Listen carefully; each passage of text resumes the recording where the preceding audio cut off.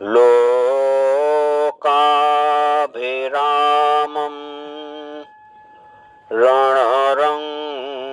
रणरङ्गधीरं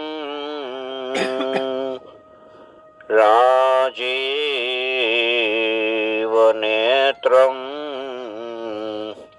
रघुवंशनाथं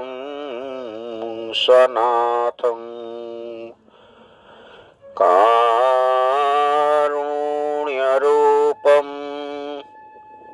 करुणाकरन्तं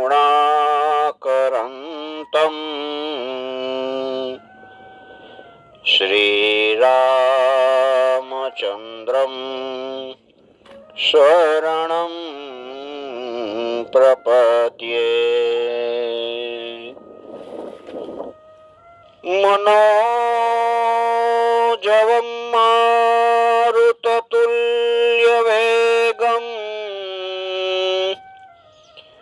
जितेन्द्रियं बुद्धिमतां वरिष्ठं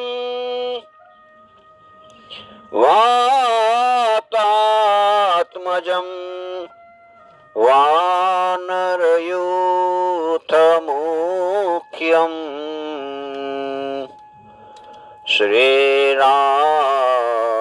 श्रीरामदूतं शरणं प्रपद्ये। श्रीराम जय जय राम, श्रीराम जय जय राम, श्रीराम जय जय राम, श्रीराम जय जय राम, श्रीराम जय जय राम, श्रीराम जय जय राम, श्रीराम जय जय राम, श्रीराम जय जय राम, रघुपति राघव राजा राम, रघुपति राघव राजा राम, पतित पावन सीताराम, पतित पावन सीताराम, जय जय हनुमान गोसाई, जय हनुमान गोसाई, कृपा करो गुरुदेव की नाई, कृपा करो गुरुदेव की नाई, श्री राम जय जय राम, श्रीराम जय जय राम, जय रघुनंदन जय सिया राम, जय रघुनंदन जय सिया राम, जानकी वल्लभ सीताराम,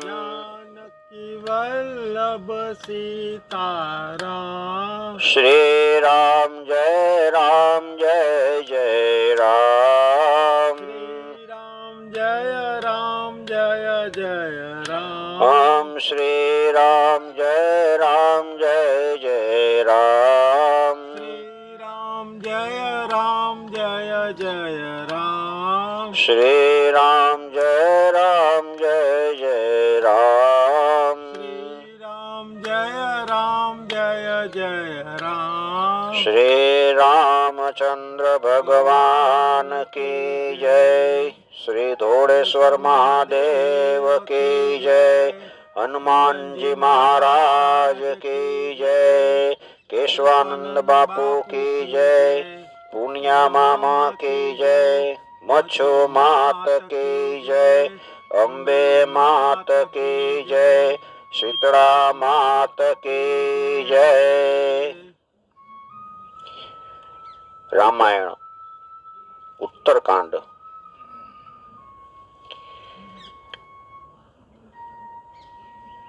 કાગભૂષુંડી કહે છે કે હું હઠ કરીને ભક્તિના માર્ગ ઉપર સ્થિર રહ્યો અને મહર્ષિ લોમેશે મને શ્રાપ આપ્યો, પણ એનું ફળ એ થયું કે મુનિઓને દુર્લભ એવું વરદાન મને મળ્યું. ભજનનો મહિમા કેટલો છે. ભગતિ પછઠ કરી રહેવું દીન મહારિષિ શાપ, મુનિ દુર્લભ બર પાયું દેખવું ભજન પ્રતાપ. ભક્તિની આવી મહત્તા જાણ્યા પછી ભક્તિને છોડી દે છે અને કેવળ જ્ઞાન માટે મહેનત કરે કે મને જ્ઞાન પ્રાપ્ત થાય. એ તો મૂર્ખાઓ છે. એ ઘરમાં રહેલી કામધેનુ હોય એને છોડીને દૂધ માટે આંકડાને શોધે. દૂધ જોઈતું હોય તો ઘરમાં કામધેનુ હોય એને છોડી દે, પછી આંકડાનું ઝાડ ગોતે એમાંથી દૂધ નીકળે. એમ ભક્તિને પ્રાપ્ત કરો. કેવળ જ્ઞાન શું તમને કામ આવવાનું? એ પક્ષીરાજ ગરુડ સાંભળો. જે લોકો ભક્તિ છોડી અને બીજા ઉપાયથી સુખી થવા ઈચ્છે છે ને, એ જળ કરણી વાળા છે. એ વિના વહાણ મોટા સમુદ્રને પાર કરવા માટે ઈચ્છે છે. સંસાર રૂપી સમુદ્ર છે ને પાર કરવો હોય. શંકર ભગવાન પાર્વતીજીને કહે છે કે પાર્વતી,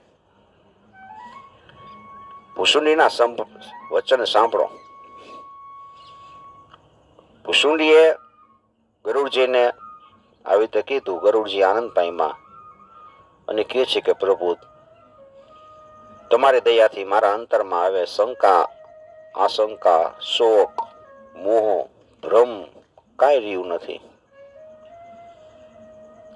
મેં આપની કૃપાથી રામચંદ્રજીના પવિત્ર ગુણ સાંભળ્યા અને મને શાંતિ મળી છે. હું તમને એ પૂછું છું, એક વાત પૂછું, મને સમજાવીને કયો કે સંતો, મુનિઓ, વેદો, પુરાણોનું એવું કહેવું છે કે જ્ઞાન સમાન કાંઈ દુર્લભ નથી.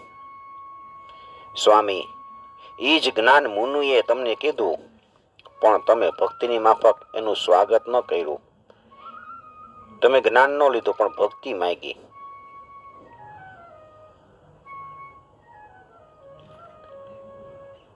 હે કૃપાના ધામ, હે પ્રભુ, જ્ઞાન અને ભક્તિ વચ્ચે કેટલો તફાવત છે એ મને કયો. આવું સાંભળીને કાગભૂષુંડીને ખૂબ આનંદ થયો છે. કે છે, ભગતિ જ્ઞાન નહીં કछु ભેદા,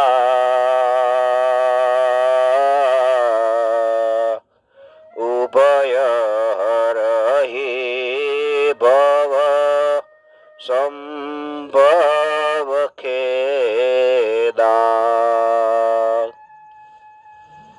નાથ મુનિશ કહી કछु અંતર, સાવધાન સોવું સુન બેહંગ બર. ગરુડજી, ભક્તિ અને જ્ઞાન વચ્ચે કાંઈ ફેર જ નથી. બે સંસારથી થનારા કલેશ છે ને એનો નાશ કરે છે. મુનીશ્વરો એમાં એમ કે છે કે કાંઈક અંતર છે. તમે સાવધાન થઈને સાંભળો. જ્ઞાન વિરાગ જોગ વિજ્ઞાના, એ સબ પુરુષ સુનહુ હરિજાના. જ્ઞાન, વૈરાગ્ય, યોગ, વિજ્ઞાન એ સર્વે પુરુષ છે. અને પુરુષનો પ્રતાપ છે એ તમામ રીતે પ્રબળ હોય. અને અબળા એટલે કે માયા એ સ્વાભાવિક નિર્બળ હોય છે અને જાતથી જ જન્મથી જ જડ હોય છે, મૂર્ખ હોય છે. પરંતુ જે વૈરાગી અને ધીર બુદ્ધિ વાળો પુરુષ હોય છે તે જ સ્ત્રીને ત્યજી શકે છે. વૈરાગી હોય તો જ છોડી શકે. કામી વિષયવશ અને હરિના ચરણોથી જે વિમુખ હોય છે એ પુરુષ સ્ત્રીને ત્યજી શકતો નથી. વિષયવશ થઈ ગયો હોય, કામી હોય, હરિના ચરણોથી વિમુખ હોય, હરિના ચરણનું સ્મરણ કરવું એને ગમતું ન હોય. જ્ઞાનના ભંડાર એ મુનિઓને જ્ઞાન કેટલું હોય, જ્ઞાનનો ભંડાર હોય, પણ એ જુવાન સ્ત્રીને એના મુખચંદ્રને નિરખીને એને આધીન થઈ જાય છે. ગમે એટલું તપ કર્યું હોય પણ એ મૃગ નયનને જોવે, જુવાન સ્ત્રીને જોવે, એમાં આધીન થઈ જાય છે. આ સ્ત્રી છે ને એ વિષ્ણુની માયા જ સ્ત્રી રૂપે પ્રગટ થઈ હોય છે. ગમે એવા મોટા મોટા મુનિઓને પણ એમાં ચડાવી દે છે. હું કાંઈ ભેદભાવ નથી રાખતો. વેદ પુરાણ સંતો એનું બધાનો મત છે ને એ કહું છું. ઇહા ન કછું પક્ષપાત રાખવું, વેદ પુરાણ સંત મત ભાષવું. વેદોમાં જે કીધું છે, પુરાણમાં કીધું છે, સંતોએ કીધું છે, એ બધું આવી જ છે. આ વિલક્ષણ રીતિ કે એક સ્ત્રીના રૂપ ઉપર બીજી સ્ત્રી મોહિત થતી નથી. એક સ્ત્રી હોય, ગમે એવી રૂપાળી હોય, ગમે એવી સુંદર હોય, પણ એને બીજી સ્ત્રી જોવે તો એમાં મોહિત ન થાય. મોહન નારી નારી કે રૂપા પન્ન ગારીય રીતિ અનુપા. એક સ્ત્રી બીજી સ્ત્રીમાં મોહિત ન થાય. અને માયા ભક્તિ એ બે તમને કહું છું. માયા શું ને ભક્તિ શું? જો માયા છે ને એ સ્ત્રી જાતિની છે અને ભક્તિ છે ને એ સ્ત્રી જાતિની છે. એ બધાને ખબર છે. ભાગવતમાં આવે છે કે ભક્તિ મહારાણી છે, એના બે પુત્ર, એટલે ભક્તિ છે એ સ્ત્રી જાતિમાં છે અને માયા છે એ સ્ત્રી જાતિની છે. પણ રામને તો ભક્તિ વાલીશ અને માયા બિચારી તો એક નર્તકી છે, નાચનારી છે, નટી છે.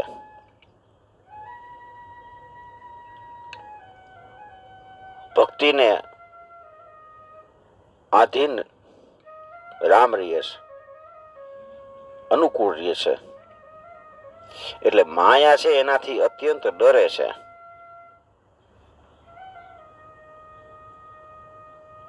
જેના હૃદયની અંદર ઉપમા રહિત અને ઉપાધિ રહિત શુદ્ધ રામ ભક્તિ હોય,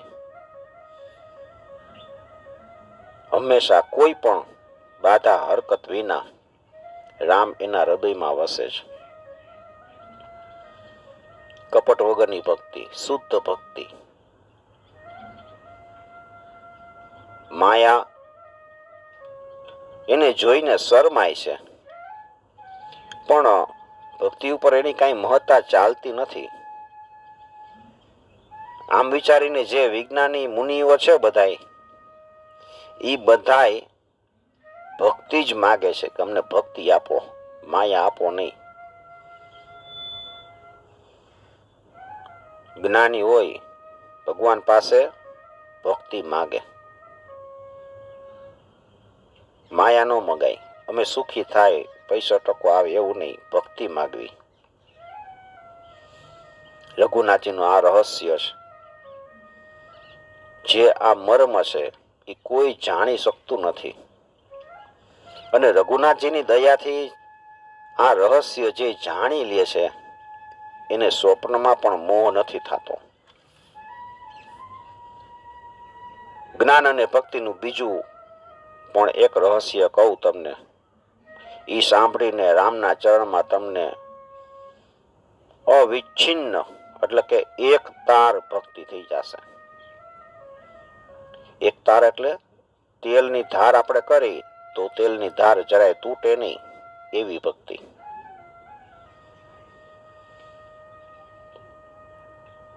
આ અકથનીય અવર્ણનીય વાત છે એ સાંભળો. આ સમજવી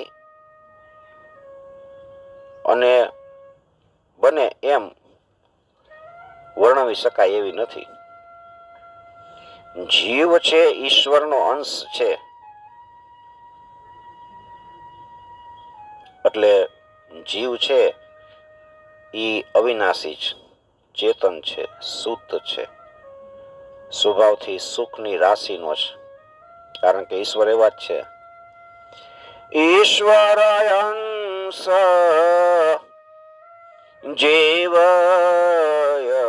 વિનાશી ચેતન અમલ સહજ સુખ રાશી.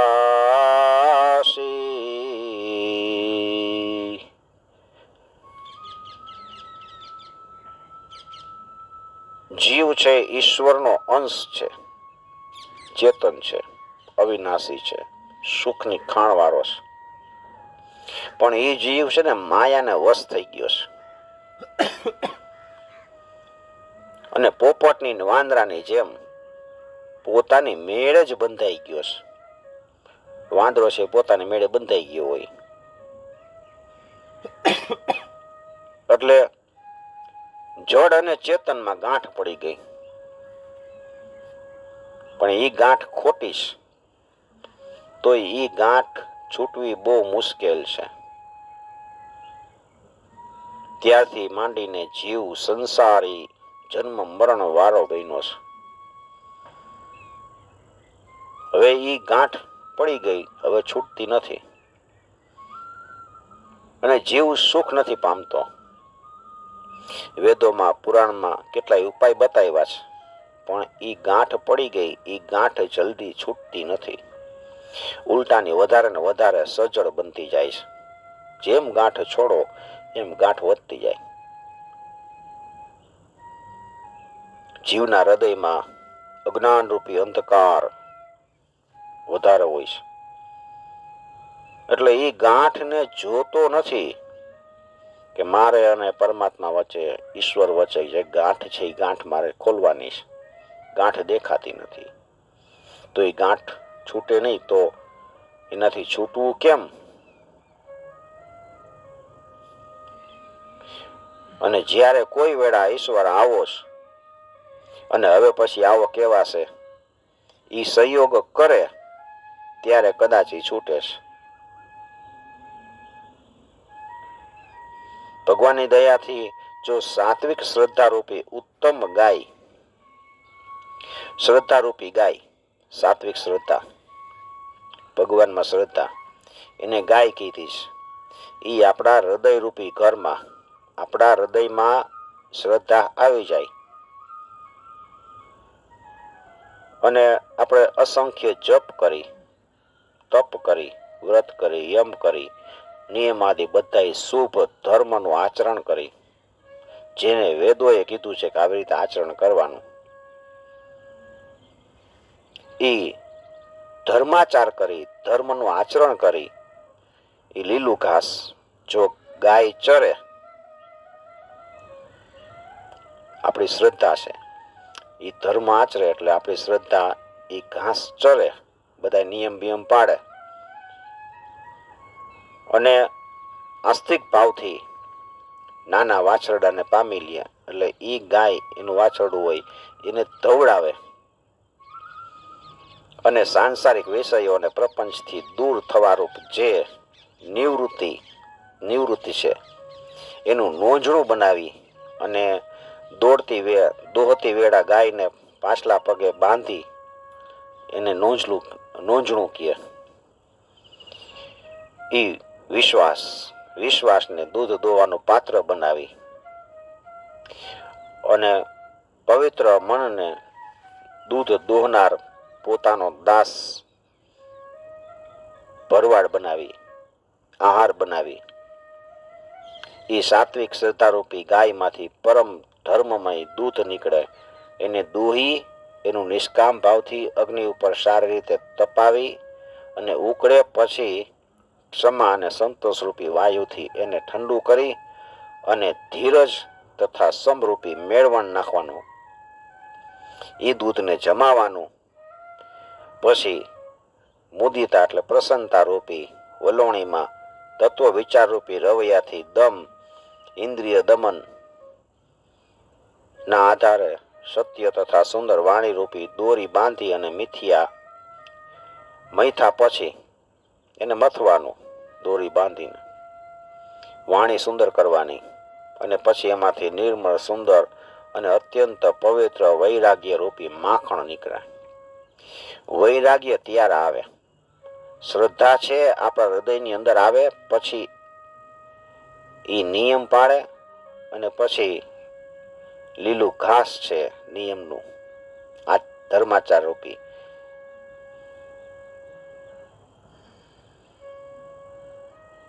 એનું પાલન કરે. સાંસારિક વિષયોથી પર થાય પછી નિવૃત્તિ લે અને નિવૃત્તિ લીધા પછી એ ગાયમાંથી જે દૂધ નીકળે એ દૂધને મેળવવાનું. એમાંથી જે દહીં થાય એ દહીંમાંથી પાછી વલોણ કરી અને પછી એને મથવાનું અને પછી માખણ નીકળે એને વૈરાગ્ય કીધો છે. આટલું બધું થાય ત્યારે વૈરાગ્ય આવે અને પછી યોગ અગ્નિ પ્રગટાવી અને એમાં સંસારના સારા નશા બધા કર્મો છે એ કર્મો રૂપી લાકડા. આપણા બધા કર્મ છે, સારા કર્મ કર્યા ને ખરાબ કર્મ કર્યા એ યોગાગ્નિમાં બાળવાના. એ લાકડા બધા મૂકી અને યોગાગ્નિમાં બાળી જ્યારે વૈરાગ્ય રૂપી માખણનો જે મમતા રૂપી કચરો છે એ બળી જાય. આ મારું છે, આ મારું છે, એ બધું બળી જાય ત્યારે બચેલા જ્ઞાનરૂપી ઘીને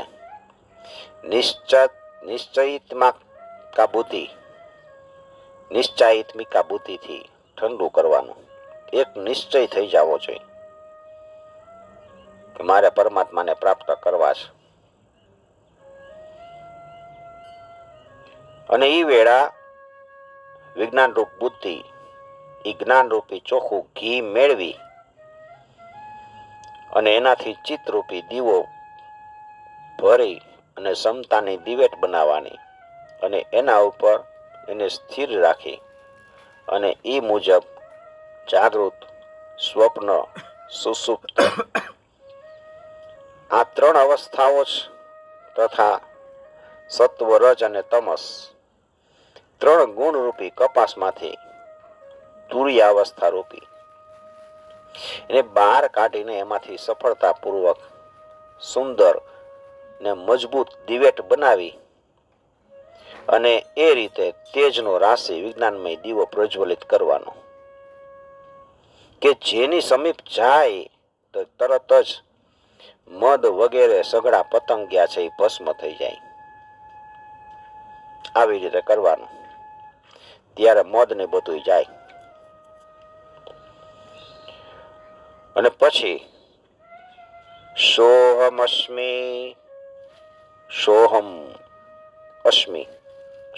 અસ્મિ હું જ બ્રહ્મ છું. સોહમ અસ્મિ એતે બ્રૂતે અખંડા દીપ શિખા સોઈ પર પ્રચંડા. હું જ બ્રહ્મ છું, હું જુદો નથી, આ શરીર જ નોખું છે. આવી રીતે અખંડ વૃત્તિ થઈ જાય. તૈલ ધારાવ્રત, તેલની ધાર થાય ને એવી રીતે આપણું ચિત્ત એમાં ચોંટી જાય કે હું શરીર નથી, હું શરીરથી પર છું. જે સુખ દુઃખ છે એ તો આવે છે ને જાય છે. કામના છે એ શરીર ઉપર હાવી થાય છે. હું જોઉં છું. ક્રોધ છે એ આવી થાય છે. અમથમ તો ક્રોધ ચડતો હોય, અમથમથી કામ ના આવે, થોડીક વાર પછી બધું ઉતરી જાય.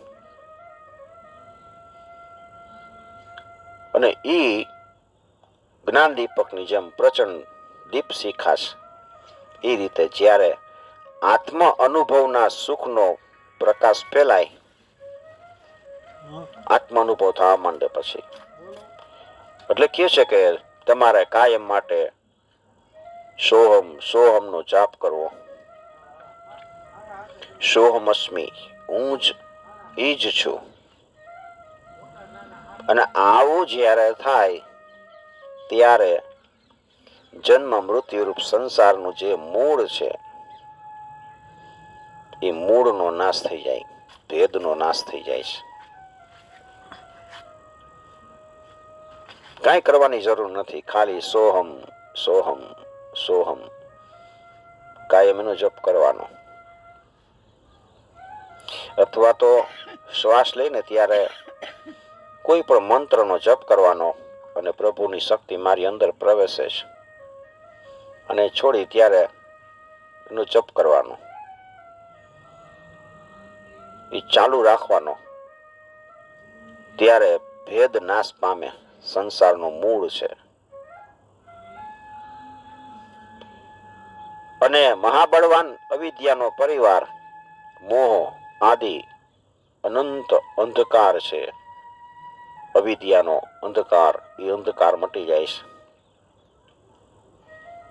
અને એ જ વિજ્ઞાન રૂપ બુદ્ધિ થઈ જાય. એને આત્માનુભાવ રૂપ પ્રકાશ મળી જાય છે અને હૃદયરૂપી ઘરની અંદર બેસીને જડ ચેતનની ગાંઠ ઉકેલે છે. એ વિજ્ઞાન રૂપી બુદ્ધિ એ ગાંઠ ઉકેલે તો આ જીવ ધન્ય બની જાય. પણ ગરુડજી ગાંઠ ઉકેલાતી જાણી અને માયા ફરી એની ઉપર વિઘ્ન કરે છે. બહુ સોહમસ્મી સોહમસ્મી આપણે કરવા માંડીએ એટલે માયાને એમ થાય કે આ તો હારો ગયો. એટલે માયા છે ને એ પાછી એના ઉપર અસંખ્ય પ્રકારની રીતિ સીધી મોકલે કે જવાની પાસે. એટલે બુદ્ધિને લોભ ને લાલચ થાય. સિદ્ધિ આવી અને એને લોભ ને લાલચ બતાવે અને એ રીતિ સિદ્ધિઓ કળા બળ કપટ કરી એની પાસે જાય અને વસ્ત્રના છેડાથી વાયુને જેમ બુજાવી નાખે એમ એનામાં જે જ્ઞાન રૂપી દીપક થયો હોય ને એ દીપક બુજાવી નાખે છે. આપણે બેઠા હોય બધું આપણે એમ થાય કે આ બધું નકામું છે, આમ શાંતિ, બસ જ્ઞાન, હું શુદ્ધ આત્મા છું. થોડીક વાર ધ્યાન રહે પછી વળી લાલચ આપણને કઈક જાગે કે આમ કરી આમ કરાય. એટલે લાલચ આવે એટલે આપણું જ્ઞાન તરત વીખી નાખે, ઠારી દે. આ બુદ્ધિ બહુ શાણી છે, સુગ્ન છે અને એ રીતિ સીધી એને નુકસાનકારક જાણી અને એના તરફ જોતી નથી કે આ તો બધું લાલચ આવી છે અને આમાં મારું જ્ઞાન વયું જશે એમ માનીને એના હામું ન જોવે લાલચ હામું. તો માયાના વિઘ્નો બુદ્ધિને અડચણ ન થાય. માયાના જે વિઘ્નો છે એનાથી બુદ્ધિને કાંઈ અડચણ ન થાય, બુદ્ધિ કાંઈ બગડે નહીં, ખાલી આપણું ધ્યાન તો પરમાત્મામાં જ રહીએ. અડચણ ન થાય તો પછી એને દેવતાઓ અડચણ નાખે. માયા તમારી પાસે આવે, લાલચ બતાવે, લોભ બતાવે, પણ એમાં તમે કાંઈ ચલાયમાન ન થાવ રીતિ સીધી આવ્યા પછી તો દેવતાઓને એમ થાય કે આ બહુ તપ કરવા માંડ્યો છે. આને તપમાં વિઘ્ન નાખો એટલે અડચણ નાખે. ઇન્દ્રિયના દ્વાર છે ને આપણા બધા, આંખ, નાક, કાન, મુખ, બધા દ્વાર છે એ હૃદયરૂપી ઘરના ઝરૂખા છે. હૃદયમાં બુદ્ધિ છે, જ્ઞાન થયું આપણને, પણ એ ઝરૂખામાંથી અનેક પ્રકારના દેવો અહીંયા બેઠા છે. બધી જગ્યાએ કાનના દેવ છે, આંખના દેવ છે, નાકના દેવ છે, મુખના દેવ છે. અડો જમાવીને બેઠા છે. એને વિષય રૂપી વાયુ આવે, કોઈ વિષય આપણી પાસે આવે, વિષય રૂપી વાયુ કીધો છે. વિષય રૂપી વાયુને જોવે ને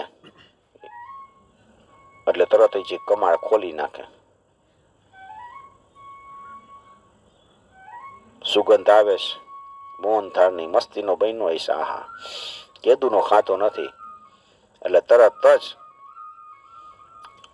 એની તરફ આકર્ષાય. પણ એ રહેવું કેવી રીતે? રહેવાતું નથી.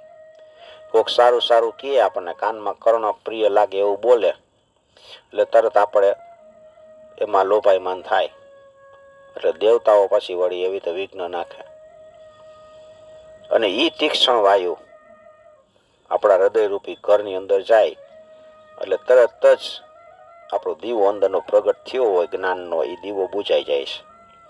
હાલો પછી તપ કરશો, પેલા જમી આવી, તરત એમ થાય પેલા વયા મળી આવી, હમણાં કેદું ના ગયા નથી.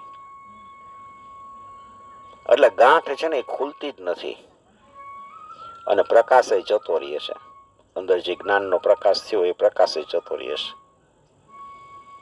એવી રીતે વિષય રૂપી વાયુથી બુદ્ધિ વ્યાકુળ થઈ જાય એટલે ઇન્દ્રિયો અને એના દેવોને જ્ઞાન છે ને ગમતું નથી. ઇન્દ્રિયોને જ્ઞાન નથી ગમતું. ઇન્દ્રિયોને તો વિષય જ પસંદ છે કે મને ક્યાં સુખ મળે. એના દેવ છે એને જ્ઞાન નથી ગમતું, કારણ કે એને સદાય વિષય ભોગમાં જ પ્રીતિ હોય છે. ક્યાં સારું ખાવાનું મળે, ક્યાં પહેરવા ઓઢવાનું મળે, ક્યાં રહેવા મળે, ક્યાં સુંદર ગાદી તકિયા મળે, ક્યાં પોચું પોચું આપણને સિંહાસન મળે, આવું બધું શોધે. એટલે એમાં એ જટ દઈને એને જ્ઞાન ગમતું નથી. અને એ બુદ્ધિને વિષયરૂપી વાયુએ વ્યાકુળ બનાવી દીધી હોય એટલે ફરી વાર એ જ્ઞાન દીપકને એ જ પ્રકારે પાછો કોણ પેટાવે, એને પાછો પ્રજ્વલિત કોણ કરે? અને જ્ઞાન દીપક બુજાઈ જાય ત્યારે ફરી પાછો જીવ છે અસંખ્ય સંસારના જન્મ મરણના કલેશ પામી જાય છે. જ્ઞાન થોડીક વાર જ રહે છે. આપણને થોડીક વાર એમ થાય કે રામનું સ્મરણ કરી, રામનું નામ લઈ, પણ થોડીક વાર જ રહી શકીએ છીએ. પછી વળી પાછા આપણને એમ થાય કે આ ખાવું પીવું રહેવું તો જોઈ, ઘર તો જોઈ, બધું જાણવા છતાંય બધું નકામું છે, ખબર છે શરીર નકામું છે, પણ તો શું આપણે રોડ ઉપર હું આપણે તરત ઘર સાંભળે, બધી વાતું છે. પછી 8 વાગે એટલે તરત ઘર સાંભળે. હરિની માયા છે ને અત્યંત દુસ્તર છે.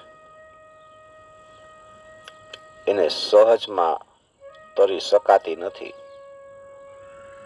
જ્ઞાન કેવું કઠિન છે, જ્ઞાન સમજાવવું કઠિન છે. આપણને જ્ઞાન સમજાય નહીં ચટ, અને જ્ઞાનને સાધવું, પ્રાપ્ત કરવું એ કઠિન છે.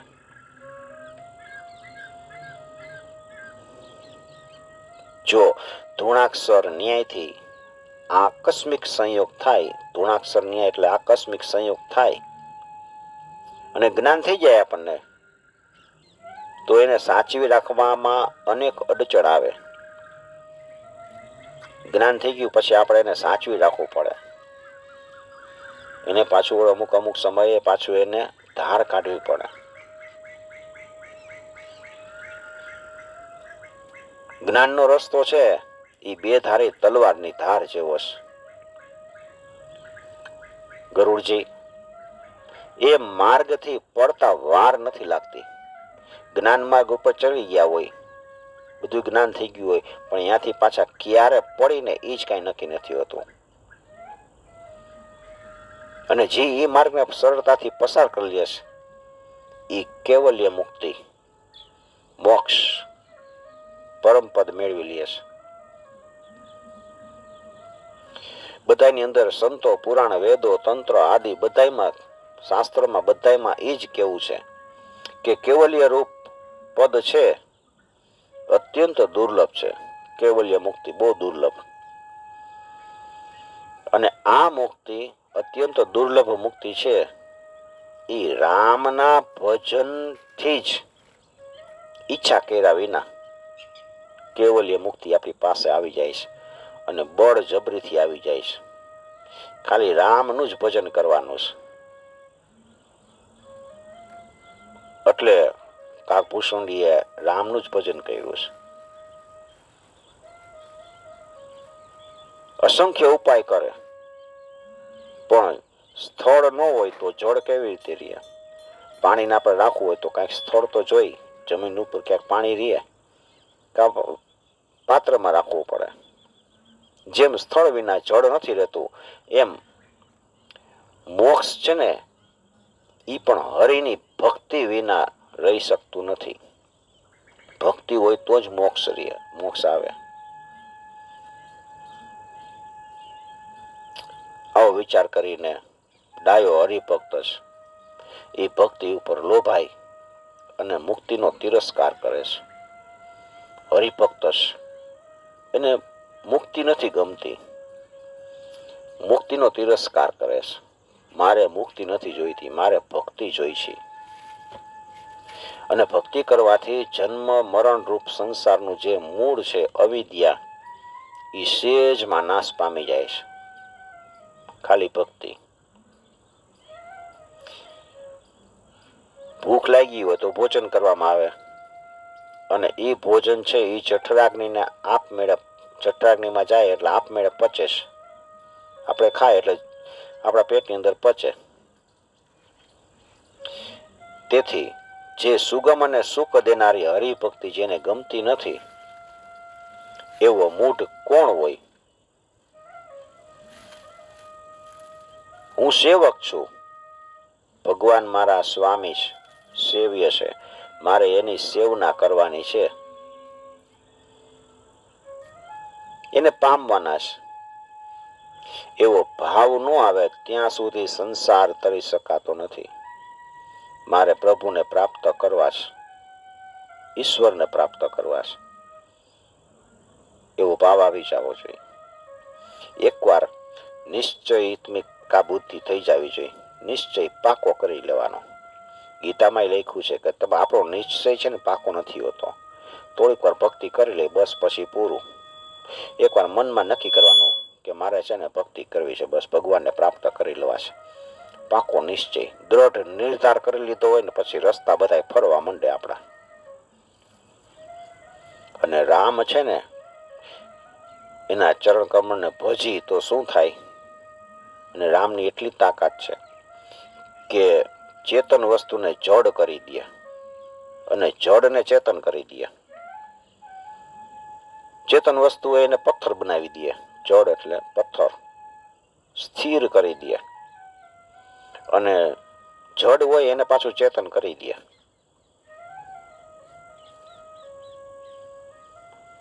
એવા સમર્થ રઘુનાથજીને જે પ્રાણી ભજે છે એ જ ધન્ય છે. હવે તમને હું ભક્તિની વાત કહું છું. મેં જ્ઞાનની વાત તો તમને સમજાવી, જ્ઞાનનો સિદ્ધાંત સમજાવીને કીધો. હવે ભક્તિ રૂપી મણીનો પ્રતાપ તમને કહું. ભક્તિ છે એ સુંદર ચિંતામણી છે. એ દિવસ ને રાત આપમેળે પરમ પ્રકાશ રૂપ રહે છે. એને દીવો, ઘી કે દિવેટ કોઈની જરૂર નથી. એ રીતે એ ભક્તિ રૂપ મણીનો સ્વાભાવિક પ્રકાશ રહે છે. એને બીજા શેની જરૂર નથી હોતી. અને એની પાસે મોહરૂપી દરિદ્રતા છે એ આવતી જ નથી. એની પાસે મોહ કોઈ દિવસ આવતો નથી.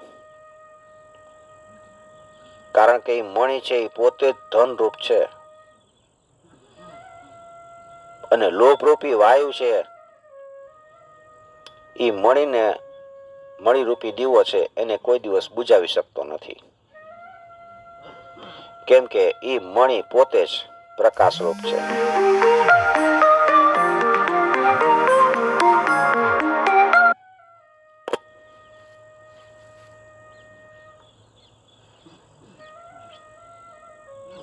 એ કોઈ બીજાની મદદથી પ્રકાશ કરતો નથી. મણી છે એ સ્વયં પ્રકાશિત છે. એના તેજથી અજ્ઞાનનો ગાઢો અંધકાર છે એ નાશ પામી જાય છે. મદ વગેરે એ પતંગિયાનો સઘળો સમૂહ છે ને એ હારી જાય છે. મદ વયું જાય. આપણા હૃદય શરીરમાં મદ હોય કે હું આમ છું, હું પૈસા વાળો છું, હું જ્ઞાની છું, આ બધા રોગ જ છે. એની પાસે કામ, ક્રોધ, લોભ એકેય દુષ્ટ ફરકતા જ નથી. એને માટે ઝેર છે એ અમૃત બની જાય. રામની ભક્તિ કરતા હોય, પછી ભગવાનની ભક્તિ કરતા હોય, પછી એને તમે ઝેર આપો તો એ અમૃત થઈ જાય. ગમે એવો શત્રુ એની પાસે આવે ને તો મિત્ર બની જાય. અને એ ભક્તિ રૂપી મણી વિના કોઈ સુખ જ નથી પામતું. જેની પાસે ભક્તિ આવી ગઈ એની પાસે બધા મોટા મોટા રોગ છે એ રોગે વયા જાય. દુઃખ એની પાસે આવતા જ નથી. એ ભક્તિરૂપી મણી જેના હૃદયમાં રહે છે એને સ્વપ્નમાંય દુઃખ નથી થતું.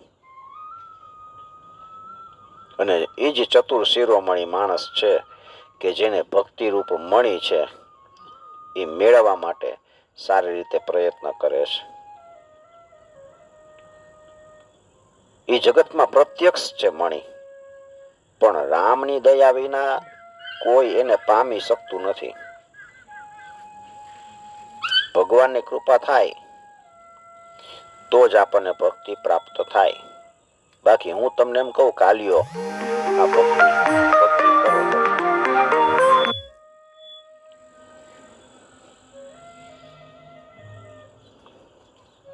ભક્તિ વેચાતી નથી મળતી. ભક્તિ થઈ એ તો ભગવાનની કૃપા છે તો આપણે ભક્તિ પ્રાપ્ત થઈ ભગવાનનું નામ સ્મરણ કરી શકીએ છીએ. ભગવાનની કૃપા વિના, રામની કૃપા વિના કોઈ એને પામી શકતું નથી. મેળવવાના રસ્તા ઘણા છે, સહેલા છે, પણ અભાગ્યા લોકો છે એને ઠોકરો મારી દે. વેદ, પુરાણ, પવિત્ર પર્વતો બધાય છે એમાં શ્રી રામની અસંખ્ય પ્રકારની કથા છે એ પર્વતોની સુંદર ખાણ છે. સંત પુરુષો એ પર્વતની ખાણના મર્મને જાણનારા છે. અને ઉત્તમ બુદ્ધિ એ કોદાળી છે ખોદીને કાઢે. હે ગરુડજી, જ્ઞાન વૈરાગ્ય એ બેય એના નેત્ર છે. જે પ્રાણી એને સ્નેહથી શોધે છે એ સર્વ સુખની ખાણ ભક્તિ રૂપ મળીને પામી લે છે.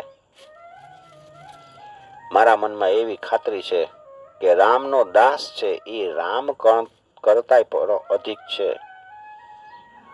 મોરે મન પ્રભુ અસવિશ્વાસા,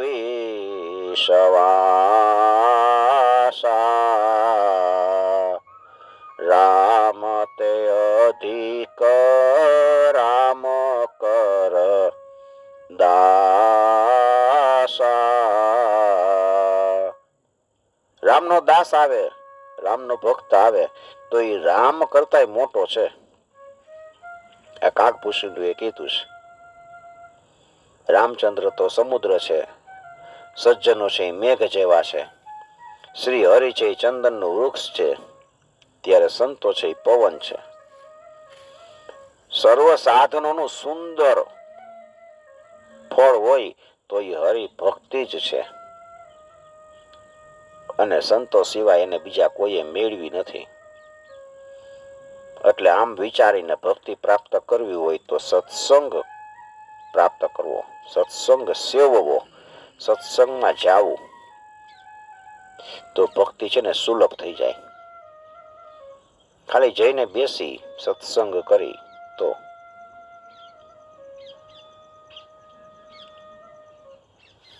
બ્રહ્મ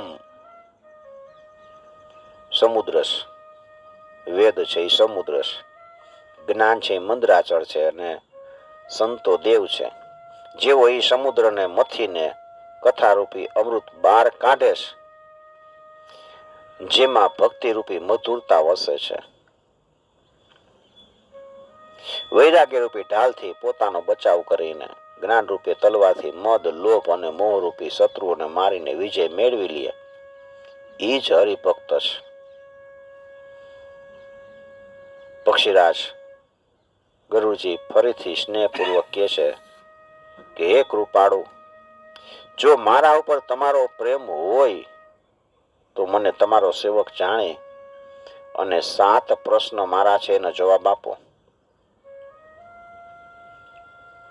પેલો પ્રશ્ન એ છે કે સર્વથી દુર્લભ શરીર કયું? બધાથી દુર્લભ હોય, મળે નહીં. અને સૌથી મોટું દુઃખ કયું? બીજો પ્રશ્ન. સૌથી મોટું સુખ કયું? એ મને કયો. સંત અને અસંતના રહસ્ય તમે જાણો છો, એના મર્મ જાણો છો, એના સ્વભાવનું વર્ણન કરો. અને સૌથી મોટું પુણ્ય કયું? જે પુણ્ય શ્રુતિમાં કીધું હોય, સર્વથી મોટું હોય. અને સૌથી મોટું ભયંકરમાં ભયંકર પાપ કયું? અને માનસ રોગ છે એ રોગ મને સમજાવીને કયો. તમે તો સર્વજ્ઞ છો અને મારા ઉપર તમારી કૃપાઈ ગણીશ. કાકભૂષણી કહે છે કે હું કહું છું એ સાંભળો. નરતન સમ નહીં કવને ઉદેહી, જીવ ચરાચર જાચત તેહી, નરક સ્વર્ગ વર્ગ નિશેની, જ્ઞાન વિરાગ ભગતિ શુભ દેની. તમે મને પૂછ્યું કે સૌથી દુર્લભ શરીર કયું? તો મનુષ્ય શરીર એ સૌથી દુર્લભ છે. મનુષ્ય શરીર જેવું એકેય શરીર નથી. ચરાચર સર્વ જીવ છે ને એની યાચના કરે છે કે મને મનુષ્ય શરીર મળે. એટલે દેવો છે ને સ્વર્ગમાં એમ વિચારે છે કે અમને મનુષ્ય શરીર મળે. કારણ કે દેવ બની ગયા પછી એને ભક્તિ ન કરી શકે. ભક્તિ તો એક મનુષ્ય જ કરી શકે અને પૃથ્વી લોકમાં. એટલે એ દેવો પણ એમ કે છે કે અમને મનુષ્ય શરીર મળે, એની યાચના કરે છે. કારણ કે અહીંયા દેવ બની ગયા પછી તો બધા ભોગ છે એ ભોગવવાના જ છે.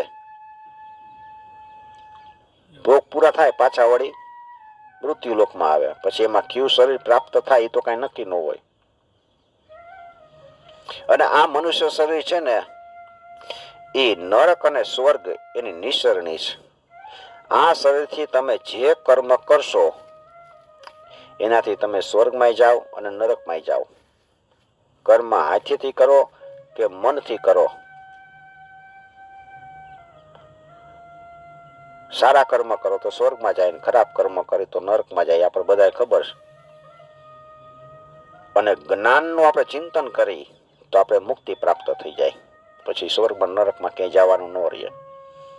ભક્તિનું આપણે જ્ઞાન થાય અને હિતકારક જ્ઞાન, વૈરાગ્ય અને ભક્તિ આપનાર એક જ શરીર છે મનુષ્ય શરીર.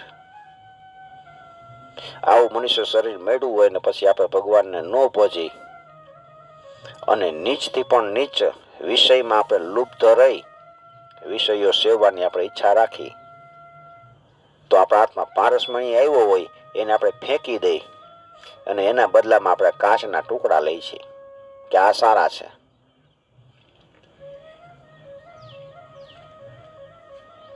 એક સંત હતા, એની પાસે પારસમણી હતો. કોકને ખબર પડી કે આની પાસે પારસમણી છે એટલે એનો ચેલો બનીને ભેગો ભેગો ફરે. સંત સવારે નદીએ નાવા ગયા તો એને આખું ઝૂંપડી છે એ ફીંદી નાખી. પછી ક્યાંય પારસમણી મળ્યો નહીં. ઝૂંપડી બધું આડાવરું પડ્યું હતું. જોયું સંતે આવીને કે શું ગોતતો હતો? તો મને એમ કે તમે ક્યાંક પારસમણી સંતાડીને રાખ્યો છે. ક્યાં રાખ્યો છે? હું ગોતતો હતો. સંતે એક ડબલી કાઢી. એ ડબલી ખોલી, એમાંથી એક ગાભામાં વીટેલી, એના પર દોરી બાંધેલી દોરાથી એ ગળી ખોલીને કાઢ્યું. એમાંથી પારસમણી કાઢ્યો કે જો આ રહ્યો. તો કે આમાં કપડામાં રાખવાની શું જરૂર? તો કપડામાં ન રાખીએ તો પાછું આ ડબલી છે એ સોનાની થઈ જાય. એટલે પારસમણી જેને સ્પર્શ કરે ને એ પારસમણી સોનું બનાવી દે એવી તાકાત હોય. તો સંતનો જેને સંગ થાય ને એ સંત પાછો બની જાય, સોનું બની જાય. પારસમણીમાંથી સોનું બને, પણ એ સોનું છે ને તમે બીજાને ડાળો ને તો એ પાછું પારસમણી ન બને. પણ આ સંત છે એ એકને સંગમાં આવે, એકના સંગમાં, એ સંતના સંગમાં કોઈ આવે તો એ પાછો સંત બની જાય, એના ગુણ અપનાવે. તો જગતમાં દરિદ્રતા સમાન કોઈ દુઃખ નથી, અને મોટા મોટું સુખ જોઈને તો એ સંતનો સંગ, સંતના મિલન જેવું એકેય સુખ નથી. મન વચન અને શરીરથી પરોપકાર કરવાનો એ સંતનો સહજ ગુણ છે. સંતનો ગુણ શું? કે મન વચન અને શરીરથી બીજાનું હિત કરવાનું. બીજાનું ભલું શેમાં છે? બીજાના હિત માટે પોતે દુઃખ ભોગવે. અને અભાગ્યા અસંત હોય, દુર્જન હોય, એ બીજાને દુઃખ આપવા માટે પોતે દુઃખ સહન કરે કે આને દુઃખી કેમ કરવો. પોતે દુઃખી થવાનો હોય તોય પોતે એને દુઃખી કરે. દયાળુ સંતો ભોજપત્રના વૃક્ષની પેઠે બીજાના હિત માટે પોતાની છાલ પણ ઉખેડી નાખે છે. ભોજપત્રનું વૃક્ષ હોય એ બીજાના હિત માટે જ છાલ ઉખેડી નાખે. એવી રીતે સંતો વિપત્તિને સહન કરે છે. પણ દુષ્ટ હોય એ શણની જેમ બીજાને બાંધે છે. એ બીજાને દુઃખ પ્રાપ્ત થાય તે માટે પોતાની ચામડી પણ ઉતેડાવી નાખે અને દુઃખને સહન કરે છે અને મરે છે. અને દુષ્ટ છે એ સ્વાર્થ વિનાય જેમ સર્પ અને ઉંદરની પેઠે બીજાઓનો ઉપકાર કરે છે. સર્પ છે એ સ્વાર્થ વિના કોઈને પણ ડંખે, એવી રીતે દુષ્ટ છે એ સ્વાર્થ વિના અમથું બુરું કરે. કરા પડે આકાશમાંથી બરફ, એ ખેતીનો નાશ કરી નાખે અને છેવટે એ કરાય નાશ પામી જાય. એવી રીતે દુષ્ટ છે એ પારકી સંપત્તિનો નાશ કરી નાખે અને પોતે પછી નાશ થઈ જાય. આવું છે સજ્જન અને દુર્જનનું. જેમ ચંદ્ર અને સૂર્ય છે એ ઉદય થાય તો જગતને સુખ પ્રાપ્ત થાય છે, અને સંતોનો ઉદય છે આવી રીતે સુખદાયક હોય છે. અને સૌથી મોટું પાપ હોય તો પર નિંદા. બીજાની નિંદા કરી એટલે મોટું પાપ છે. એક જગ્યાએ તો મેં એવું સાંભળ્યું હતું કે માતા છે એ પોતાના બાળકનો મળ છે ને એ હાથેથી સાફ કરે. નાનું બાળક હોય એ વિષ્ટા કરે તો એને હાથેથી ધોઈને સાફ કરે, અને આ નિંદા કરતો હોય ને એ તો કોઈ પણ વ્યક્તિના જે દુર્ગુણ છે, દુર્ગુણ રૂપી મોળ છે, એ મોળને જીભેથી ચાટીને સાફ કરે છે. આપણે નિંદા કરીએ એટલે એના જે દુર્ગુણ છે, દોષ છે, પાપ છે, એ પાપને આપણે ચાટી અને એ તો ચોખ્ખો થતો જાય. કોઈની નિંદા કરીએ એટલે એના પાપ ધોવાઈ જાય ને આપણનામાં પાપ ઈ આવે, ચાટી ચાટીને આપણે ખાધી. પછી એમ થાય કે મારું સારું થતું નથી. ભાઈ તું નિંદા બંધ કર એટલે તારું સારું જ છે. મોટા મોટો દુર્ગુણ છે, કોઈને ખબર જ ન પડે, એને પાછી હારી લાગે આપણને સાંભળવાની. સાંભળવા વાળો એવો હોય પાછો.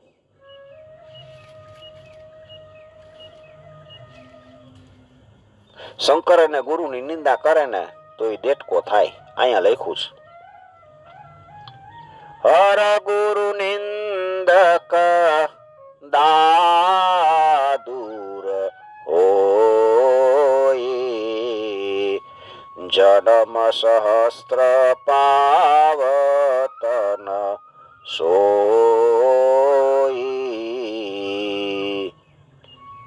દેટકો બન્યા પછી કેટલા જન્મ રહ્યા? 1000 જન્મ સુધી, 1000 જન્મો સુધી, જન્મ નહીં જન્મો સુધી દેટકાનું શરીર જ પ્રાપ્ત થાય એને. બ્રાહ્મણોની નિંદા કરે તો એ ઘણાય નરકને ભોગવી અને પછી જગતમાં કાગડાનું રૂપ બને, કાગડો બને. કોઈની નિંદા ન કરવી.